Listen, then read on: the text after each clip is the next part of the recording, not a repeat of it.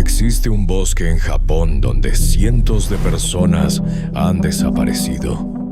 Se llama Aokigahara y está ubicado al pie del monte Fuji. Muchas personas aseguran escuchar voces y perderse incluso usando brújulas.